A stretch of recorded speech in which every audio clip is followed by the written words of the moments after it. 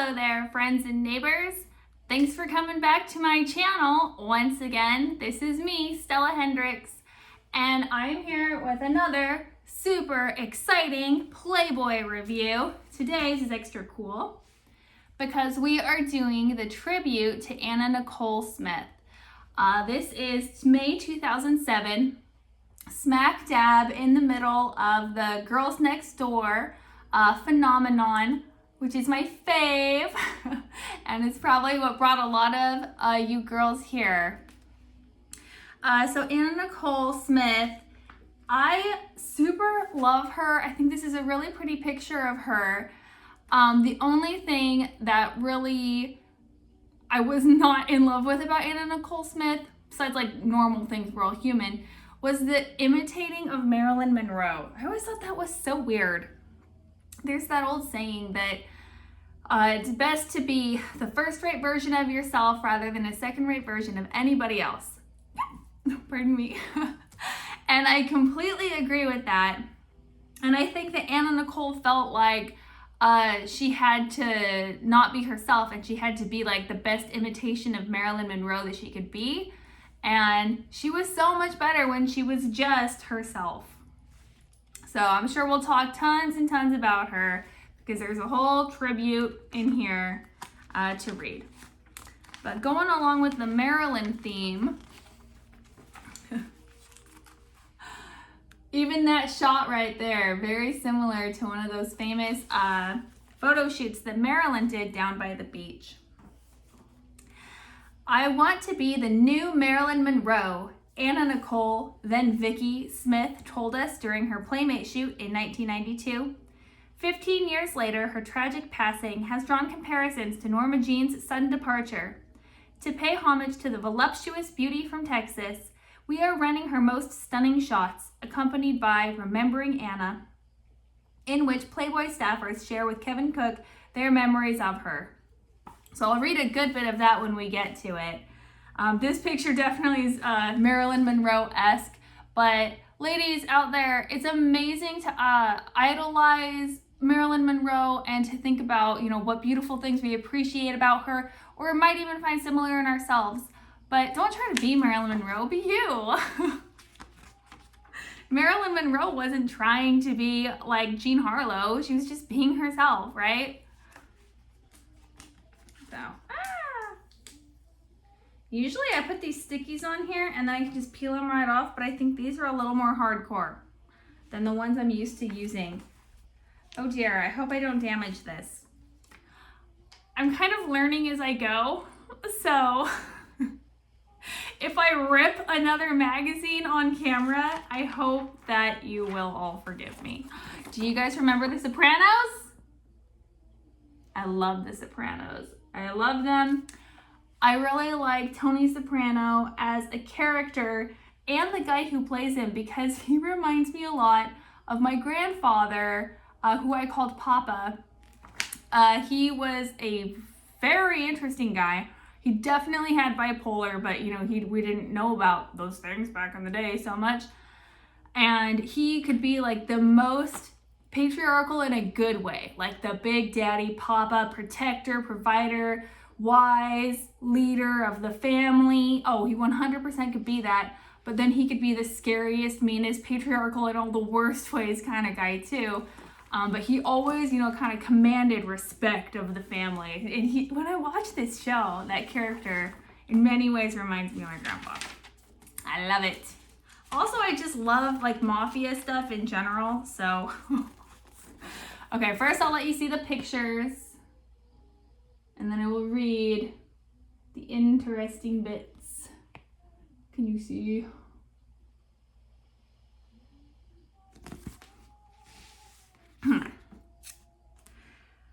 I think this is Miss Tiffany Fallon here.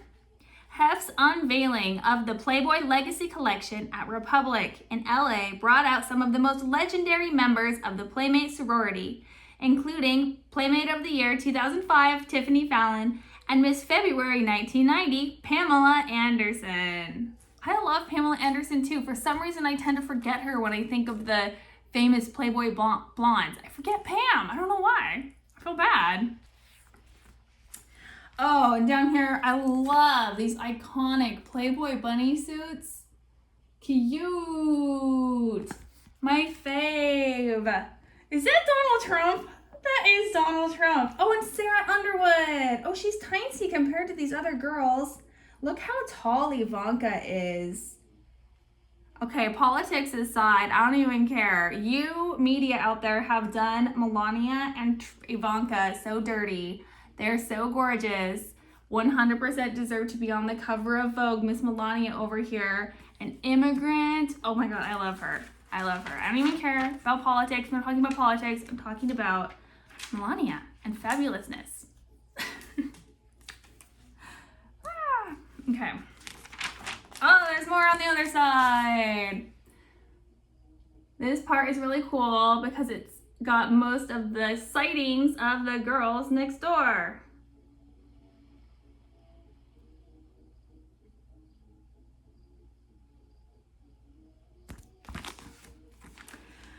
Let's see. That looks like Sarah Underwood down there. Look at this velvet jacket that Hep is wearing. I so love that jacket. I think that's like the exact jacket that I got for my husband for his Hugh Hefner costume, actually. So that works out great.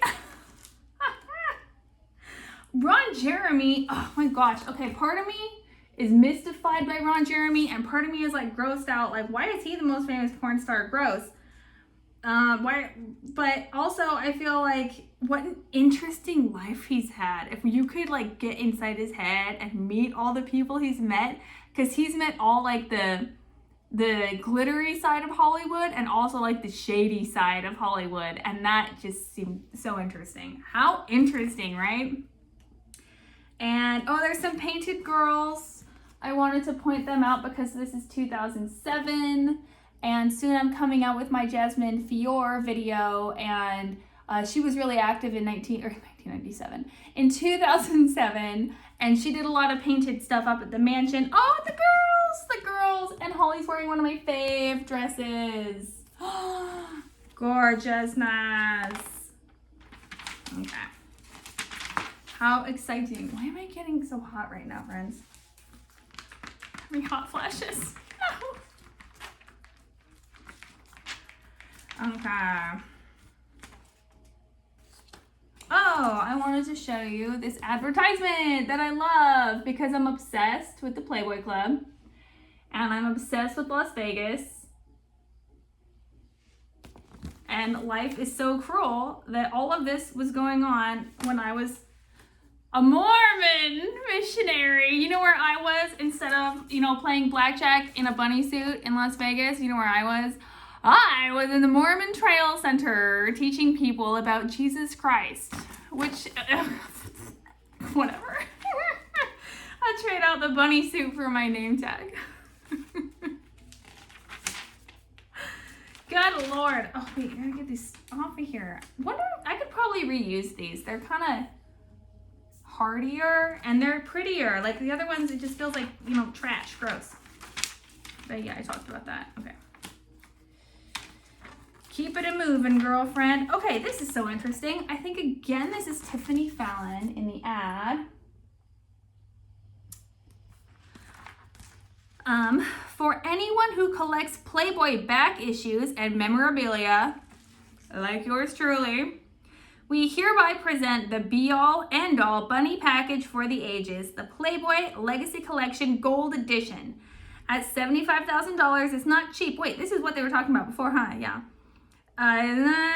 Cheap, but the limited run of 75 sets is packed with rare prints of our historic subjects, including Betty Page, Ursula Andress, Pamela Anderson, Shannon Tweed, and Anna Nicole Smith, along with countless other treats, such as a photo of Marilyn Monroe signed by Hef.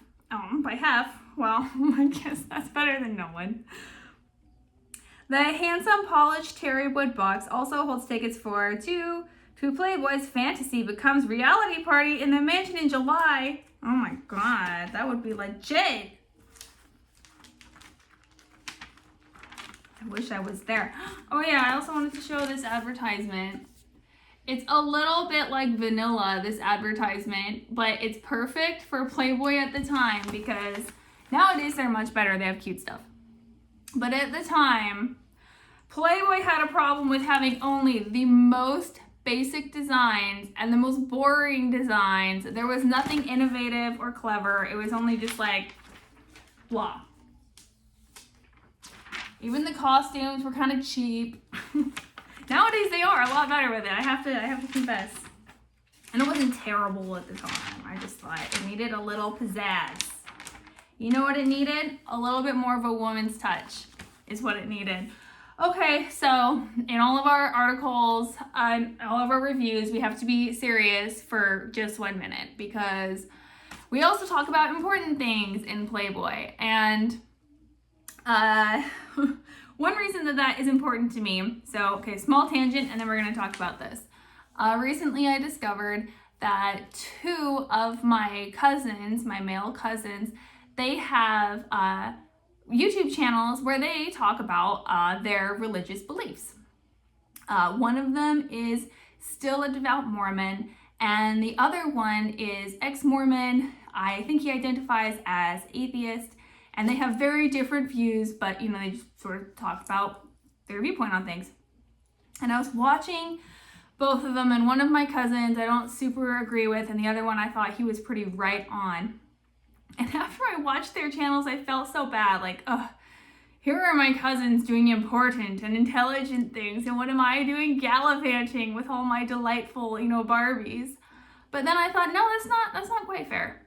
I think that I am really trying to embody one of the messages of Playboy, and that is that things such as beautiful women and things of a sexual nature and things of relationship natures, they aren't unimportant things and they aren't dirty things, and the conversation about them, it fits running alongside conversations about philosophy and religion and world issues.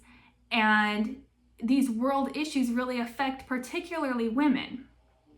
I'm so grateful to be a woman in America today. Women have never in the history of humankind experienced so much freedom. While it's not perfect, it's pretty dang close. And when I read stories like this, particularly coming out of Iran, it just really solidifies for me what a privilege it is to be an American. So I'm actually not going to talk about this particular story. It is about women in Iran, modesty standards and hypocrisy with sex and stuff like that. The reason I'm not going to talk about this one specifically is because I feel that it's more important right now to draw attention to another woman in Iran who has suffered under these same laws. This article came out in 2007, and these kinds of atrocities have been committed against women since the 1977, I think, or the 1970s. For some reason, my brain said 77, but I don't know if that's true. Sometime in the 70s. And it's terrifying to me that we have, a very similar story here as we have on the news as of December, as of a couple days ago. The protests were still going on. So I just want to say the name of Mahsa Amini. I hope that's how you pronounce her name. She was a 22-year-old woman from Tehran, Iran, and she was kidnapped off the streets and beaten by the Islamic morality police. She died in police custody. I think she was at the hospital when she died, but she was in police custody. And there have been protests that have erupted from this. Women cutting their hair and burning their hijab in protests. Men are protesting as well alongside the women. 300 people plus have been killed so far, and people have also been officially executed by the government for protesting the death of this woman who was killed by morality police because she was not wearing her hijab properly. That is just horrifying to me, and I really hope that the United Nations and other organizations, and even women like us, can band together and fight against these awful, old, patriarchal, oppressive laws. And also, if you're as lucky as I am and you are an American woman, to feel so grateful for your privileges and your blessings. Wow, because I do. Man alive. So let's get back to talking about fun things now, huh? Oh no! Oh, it tore. Oh, we can't use these ones. They tear off the ink. We can't. Well, dang it. Okay, well. Now we know.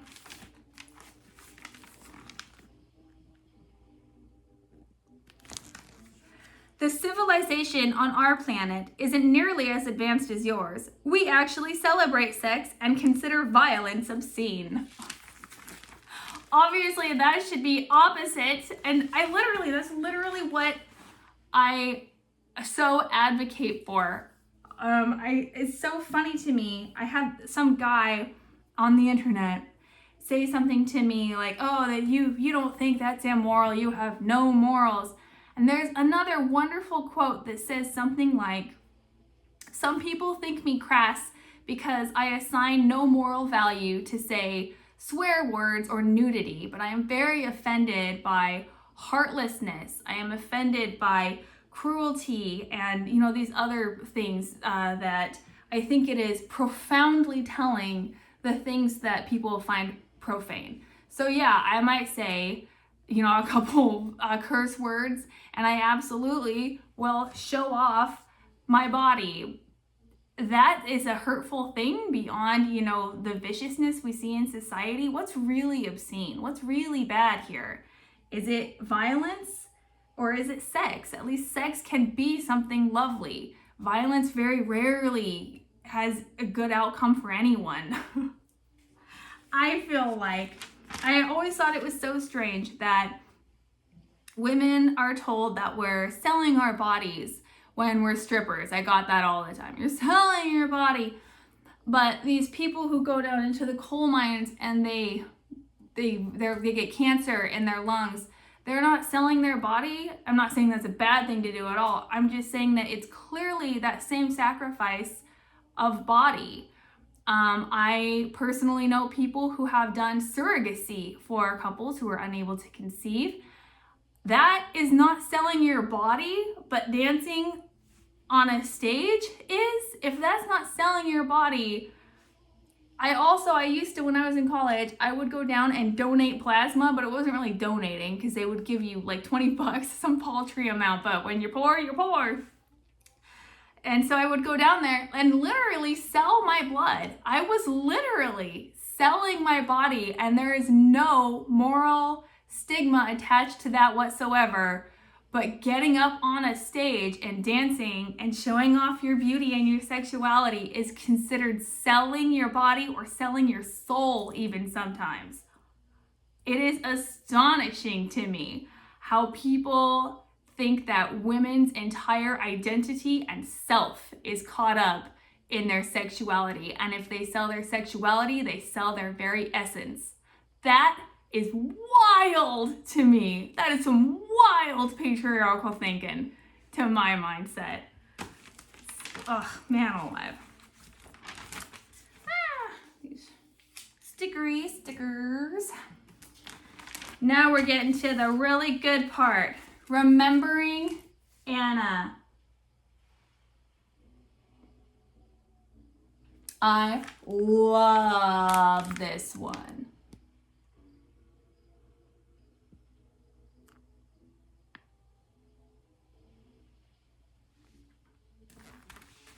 Absolutely unmatchable, that face. That, ooh, beautiful, beautiful girl. Remembering Anna, late in 1991, Playboy's photography department received a package from Texas. Photos of a girl named Vicky Lynn Smith. Oh no, you guys. Vicky Lynn Smith. She wanted to be a playmate.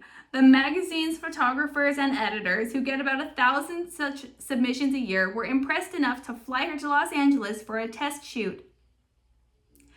Arnie Freitag, Playboy senior contributing photographer. I rejected her playmate set. She had a great face, but she was overweight. I said she should lose a few pounds and maybe we'd test her again. Marilyn Grabowski, Playboy West Coast photo editor, and I said, "No way, she's so pretty. You couldn't help being mesmerized." Freitag, Marilyn said, "This girl has got to be a playmate." Well, I guess that shows the difference between the male view and the female, and boy, if Marilyn wasn't right on the money for this one, huh?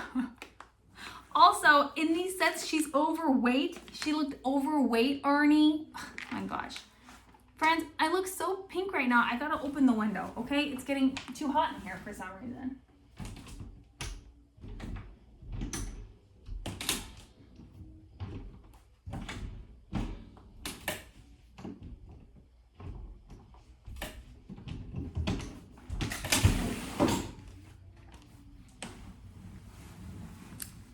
Thank you for waiting. I apologize.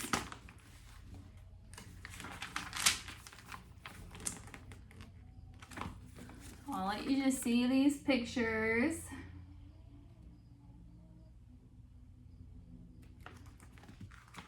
And then I'm going to flip actually to the end to read some of the tributes about her. Ooh, this one I love.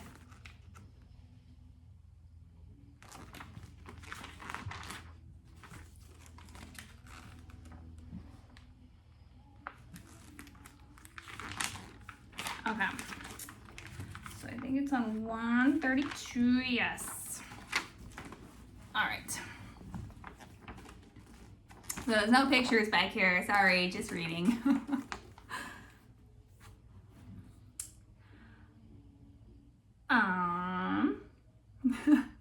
Bill White, manager, Playboy Studio West. Marilyn Monroe didn't make many records. We would rotate 2 CDs, playing an endless loop of Diamonds Are a Girl's Best Friend, Some Like It Hot, and a few others. Show tunes that would drive you crazy after a few hours. Anna was a wild one, of 5'11" and physically strong. She'd wrestle with photo assistants. The photographer would take Polaroids and we'd yank them from the camera and wait for them to develop. The photographer doesn't want the model seeing the Polaroids before he does, but Anna would get you in a headlock and rip them right out of your hand. She'd say, "Hey, I look good." Elizabeth Norris. We didn't do a publicity tour when she was Miss May. Frankly, because she sounded silly. She talked like a baby, and I think she resented not getting that publicity tour. She was moody, very needy, expecting first-class treatment all the time. Reg Potterton, Playboy writer. By then, she was Anna Nicole, Playmate of the Year 1993. I was sent to interview her at the Drake Hotel in Chicago. I had to wake her up to do it. I arrived at noon. While I waited, I counted the room service plates piled outside her room. 7 of them. This was a hungry woman. Peter Moore, editor. I was at Playboy then. I had just started editing Playmate stories and was all fired up. I'm gonna bring real journalism. I loved Reg's bit about room service plates. It said this girl had prodigious appetites for food, for sex, for life. But when the magazine came out, she was furious. She thought we made her sound like some kind of Texas food compactor. I instantly called a florist and sent 24 red roses with a note. Anna Nicole, we didn't mean anything bad. I completely appreciate all you do for Playboy. Crisis averted. She liked the roses, and after that, I was more careful. Norris. Her Playmate of the Year tour was first class all the way. She loved riding in limos and seeing all the cameras waiting for her. At her Playmate of the Year party in New York, I said, "You should sit on the piano." Of course, she rolled around on the piano, and that went over very well with the press. Gareth Green, makeup artist. This girl was fun. She had a sweet tooth, she loved chocolate truffles, and a nice taste for champagne. That night, we chased everyone out of her suite at the plaza, ordered a bottle of Cristal, and drank it up while I got her ready. Doing her makeup was easy. Play on her eyes a bit, bring out the bone structure, and there she is. Killer gorgeous. Vogel. Anna had appetites. She loved fried chicken, pies, cakes. She'd tell her limo driver to pull over. "I need a coconut lemon cake." Monique Pillard, co-founder of Elite Models. I liked her right away and put her in my celebrity division. She had a face like an angel, skin like silk. I've worked with Cindy Crawford, Iman, Naomi Campbell, great models, and I thought Anna Nicole could be one of the greatest. But other people at the agency laughed. That girl is not a model, they said. Christopher Napolitano, Playboy editorial director. It was the age of Kate Moss and the waif look. That skinny heroin chic image was the ideal of beauty, and this bombshell came along and just blew that stuff up. No wonder she got so famous so fast. Centerfold to Playmate of the Year to Guess Jeans. Pillard. To me, she embodied America. I am from France, and when I saw this girl, I saw peaches and cream. Do you want to know how American she was? When I took her to a fine French restaurant, she asked, "Can I get a hamburger?" "Honey," I said, "they don't serve that here. I want a hamburger with ketchup." They had to send out for ketchup. And oh, how she loved cameras. If you took her to a quiet place to eat, she'd be looking around. Where are the paparazzi? Was it good? What good was it to look her best if there were no cameras? More than success, she wanted fame, but she was not prepared for it. After seeing Anna Nicole in Playboy, Paul Marciano of Guess made her the Guess Jeans girl. Her career was in full swing, but she was still hungry for more of everything. Daniela Frederici, fashion photographer. I shot her for Playboy and Guess and loved her. She was cheeky, naughty, goofy, sexy, like a great big Barbie doll. Grabowski. You never knew what she would do next. She might hole up in a hotel with some guy for 3 days. Sexually, she was voracious. Potterton. The bed in her hotel room would look as though some wild animals had torn it up. Vogel. I'd call her sexually assertive. People think that's masculine, but it wasn't that. Just because she had a few things with a few girls doesn't make her masculine. She was hungry, needy. Stephen Wada. I thought she was strange from the first, acting shy and then transforming in front of the camera. She may have been unpolished, but she had every stripper move in the book and a huge sexual appetite, which was a part of her craving for acceptance. Cole. We were shooting at Valentine's Pictorial in 1994 in a bathtub. Suddenly, she told Stephen Wada he couldn't shoot another picture unless she got a bottle of Jack Daniels. Steve called me. What should I do? She's an adult, I said. Get her a bottle of Jack Daniels. They called a liquor store and a delivery guy brought it. Vogel. A cute delivery guy. Tom Johnson. Delivery guy suddenly turned male model. Anna Nicole walked in naked except for a feather boa. Vogel. She checked him out and said, "Come over here." Johnson. I was like, ah! I was so nervous. I tried small talk. I remembered that she was from Texas like my father, so I asked her, "Where in Texas?" She said, "Houston." Now take off your clothes. Wada. She talked him into the bathtub with her. So the guy wound up in the pictorial. It was flirtatious at first, but then she was all over him.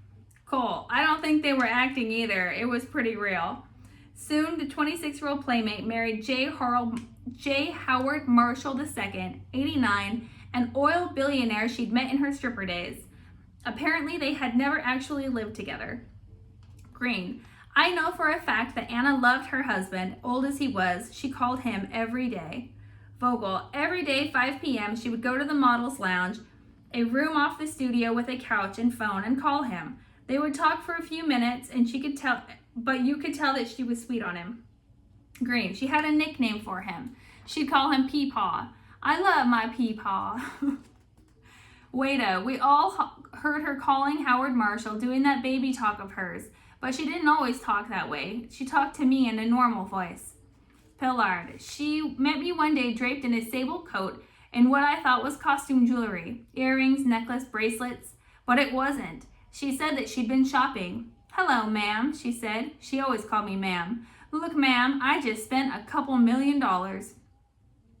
Marshall died in 1995, leaving Anna Nicole a still disputed portion of his $1.6 billion estate.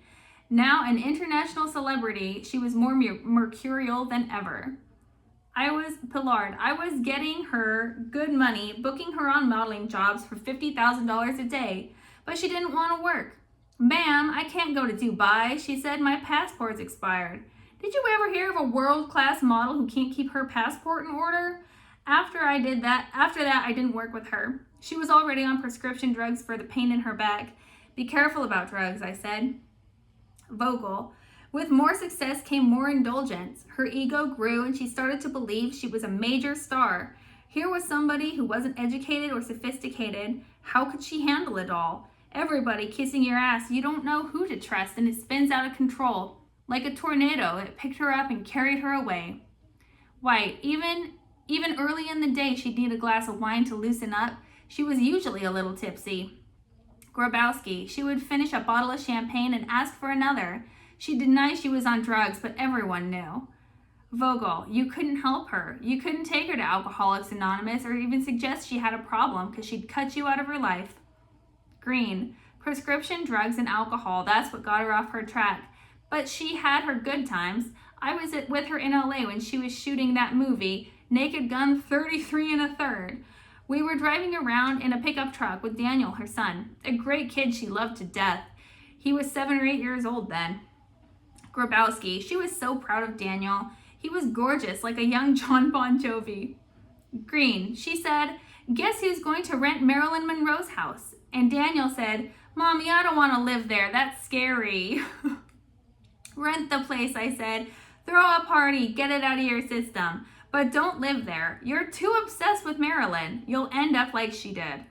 Well, Anna didn't want to hear that. She got angry and I was out. She wouldn't work with me after I said those words. Wada. By then, her life had turned into a full-time circus. Grabowski. She almost died in 1993. I called her and she was slurring her words. I'm in the jacuzzi, she said, and then the phone went dead. White. Marilyn tried again. Nicole was pretty out of it. She hung up. Now we were getting worried. I'd taken an EMT course and knew she could be in trouble if she was sitting in a hot tub drinking. The danger was that she'd pass out, regurgitate, and have an airway problem. Marilyn called twice more. No answer. So she turned to me and said, Bill, get over there. Anna was renting Marilyn Monroe's bungalow. I drove fast through the yellow-red lights to Brentwood, up this little street to a black iron gate. That was when it hit me. I had seen this place before in a newsreel. This was the spot where they rolled out Marilyn Monroe's body on a gurney. I rang the bell. The door opened and I was looking at a dripping wet woman in a swimsuit. The maid. I'm from Playboy, I said. Is Nicole okay? The maid led me inside and I heard that same damn Marilyn Monroe music. It was on the sound system. The place was sparsely furnished with pictures of Anna and Monroe on the walls. And out in the jacuzzi, I found Anna, naked, humming along with Marilyn. There was a wine bottle 3/4 empty nearby. Her skin was all pruny. She said, Billy, slurring her words, come and join me. The maid said she'd been out there all morning. We got her out and it wasn't easy. Anna was wet and slippery and she wasn't helping. She was giggling. Grabowski. That was the same moment for Bill, pulling the nude Nicole out of the jacuzzi. I'm sure he saved his life. That was some moment for Bill, pulling nude Nicole out of the jacuzzi. I'm sure he saved her life. White. We got a towel around her and she started to come around. After about 10 minutes, I showed her the Playmate of the Year layout I'd brought. She loved it. Just then, from behind me came a big, deep voice. Who in the hell are you? Her bodyguard. She'd sent him out to McDonald's.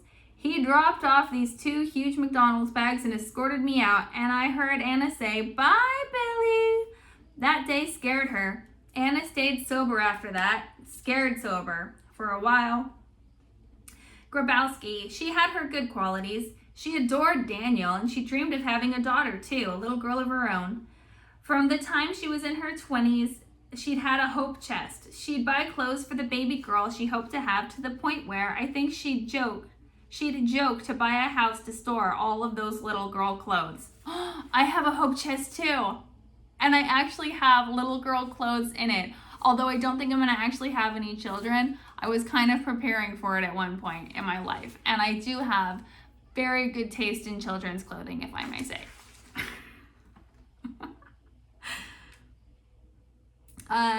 While denying she had a substance abuse problem, Anna Nicole sometimes told friends that she expected to die like Marilyn Monroe. After a stint as the wobbly, overweight star of cable's The Anna Nicole Show, she slurred her way through several awards show appearances. Infections from her many breast surgeries may have eroded her health. Still, last September, one dream came true. She gave birth to a daughter, Danny Lynn. 3 days later, Danielle died. And in February, Anna Nicole died, leaving others to fight over her daughter, her fortune, and even her body. Yeah, the story, somebody needs to write like a novelization of her life, or Baz Luhrmann needs to make a movie about her life. Although actually Baz Luhrmann needs to make a movie about Dorothy Stratton first. But it's just like, you can't write it. You can't write it better than this. This is the most fascinating, and the conspiracy theories. Friends, we're going to do a whole video on Anna Nicole Smith, what this practically is, but I will write it, and so it will be even better. Okay, we're almost done. Almost. We got a call from her half-sister, Amy Hogan, asking if Anna Nicole could be buried here in Los Angeles in the vault next to Marilyn Monroe. I own that vault, but we weren't going to get into that fight. Well, looking at pictures for this issue, I've been struck by how incredible she was. I'm glad we're showing her at her best at the top of her game. Hefner, a small-town girl with a troubled childhood, with big dreams partially fulfilled. You could feel the echo of Marilyn. The public life, the early death. Of course, Marilyn was a very good actress in dramas and comedies. She truly accomplished something in that sense, which Anna Nicole sadly did not. But in this other, newer pantheon of celebrities defined by fame itself, Anna Nicole was one of the greats. And as long as we have her photos, she will not be forgotten. Perhaps in some way that would have pleased her. There's a sort of immortality in the images she left behind. Oh yeah, I think she lived and died the exact life and death that she wanted to do. That's what I think. Pilar, let's remember her sweetness, not her problems. We should mostly remember the sweetness, not the problems. And the life instead of the death, I think. That's a big deal with all of my starlets and harlots. Hefner, in the end, the point is this. She lived large and she died too soon. Larry Jerf, Playboy newsstand sales director. I met Anna Nicole at her Playmate of the Year party in LA. We had a conference room at the Bel Age, is this supposed to be Bel Air? I don't know, hotel, full of magazine distributors and wholesalers. And when she came in, all heads turned as if they were on swivels. I thought, that is a va-va-voom Playmate. After the party, I saw something I'll never forget. She came out of the hotel alone, wearing the same off-the-shoulder dress I'd seen her wear to the party. And I watched her, this big, beautiful, glamorous, curvy woman, as she got into her Playmate of the Year prize, a Jaguar convertible, and drove off down Sunset Boulevard. She looked so, so happy. Oh, I love that. That was a wonderful tribute. All right. These two dragons. Don't do anything I wouldn't do. That is great, because that is what I used to say to my regular when I worked at the strip club, and when he'd be off, at the end of the evening or whatever, he'd go and I'd say, oh, don't do anything I wouldn't do, and he'd always laugh. Mayflower.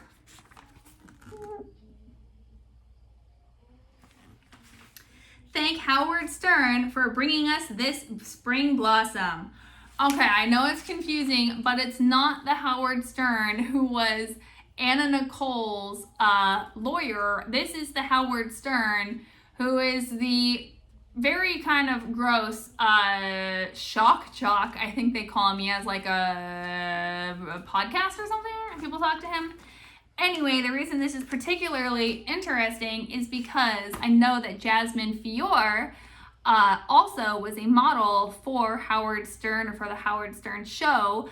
I have not been able to get my hands on those pictures, but I do know it is true. So apparently Howard Stern was picking out Playboy models. I don't know what was going on, but it sounds good. If you're a Howard Stern fan, then you're already familiar with the 20-year-old Shannon James. The fresh-faced beauty from Holland, as in the small town outside Philadelphia, not the country known for tulips and knockout blondes, appeared on Stern's show after a friend submitted some pictures of her in a bikini and said Shannon wanted to be a playmate. Stern is no fool. He knows a good thing when he sees one. At first, Shannon had some reservations about being on the show. Sometimes they tear people apart, she said. I was scared. But then they told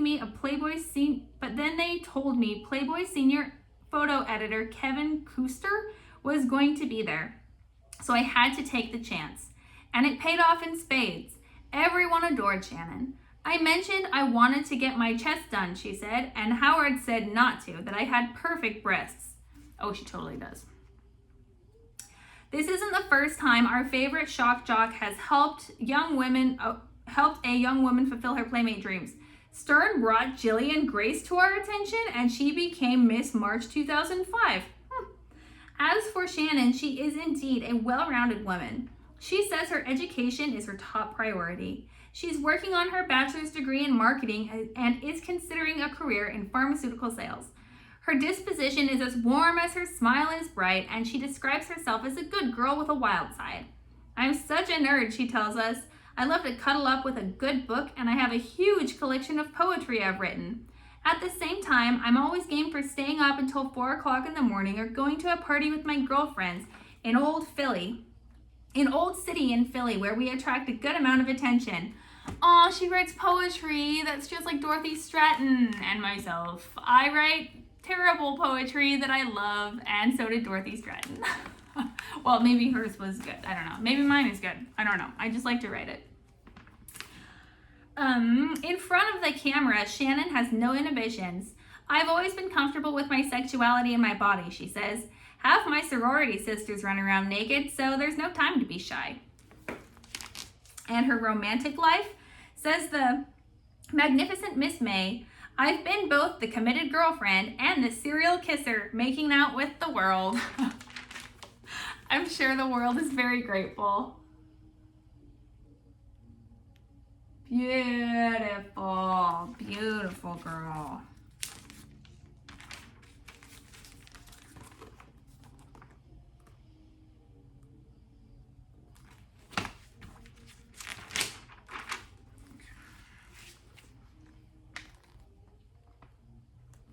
Let's pull out the... Yay, and she has a piano behind her, which I really love because back in my little good Mormon girl days, I played piano, and my older sister, who I love and adore, was a really good piano player. She won like a gold medal. Not in like the Olympics, it's a national rating thing. She was amazing. Anyway, notice how they seem to follow you around the room.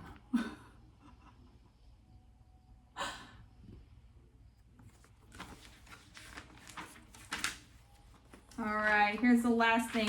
Oh wait, that was the last thing, because the last marker in here was for the rest of the Anna Nicole bit that we were doing. All right, well, thank you so much, friends and neighbors, for coming to another Playboy review. I hope you really liked this special edition, remembering Anna Nicole Smith. She was a truly beautiful girl. And we hope that her daughter, Danny Lynn, is living the happiest life possible with her dad, Larry. What was his name? I can't remember. That's okay. The nice guy, Larry. I always liked him. And we will be back again next week with another Girls Next Door era Playboy. I'm not sure exactly which one. And also next week we might do the Jasmine Fior special memorial episode thing. So I decided I'm not gonna write a full biography. I don't know enough, and that's not really my forte. I do like true crime, but the main point behind Starlets and Harlots is to remember the lives of these beautiful women like Anna Nicole Smith instead of focusing on all the details of their death, particularly girls who met gruesome ends. I think it's so unfair that that's what people remember when they're talked about. So I'm going to talk about Jasmine Fior. We'll talk a little bit about her death, but we're going to talk mostly about her life. Just like we did with Star Stowe, and in the future I hope to do, I decided to call it the top 10 takeaways from the Jasmine Fior story, and I'm going to do the rest of the girls kind of like in that same fashion. Top 10 takeaways about Paula Sludowski, top 10 takeaways of Dorothy Stratton, and on until I profile all the girls who I think are interesting, which probably will never happen because the world is full of interesting girls, isn't it? All right, this is one heck of a long video. Thank you so much for hanging out with me, friends and neighbors, and I truly am so excited to see you next time. Catch you on the flip side.